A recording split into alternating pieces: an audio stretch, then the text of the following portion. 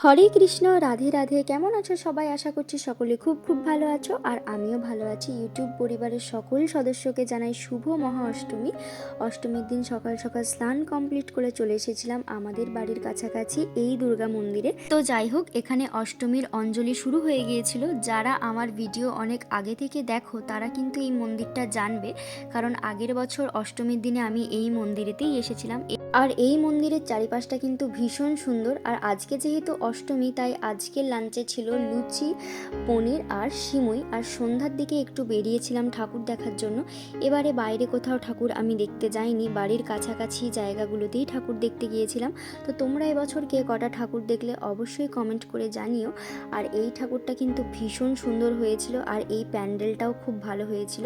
তো যাই হোক, আজকের ভিডিওটা এই অবধি। ভিডিওটি ভালো লাগলে like, comment, share and subscribe করতে ভুলো না। সবাই ভালো থেকো, সুস্থ থেকো। টাটা, রাধে রাধে।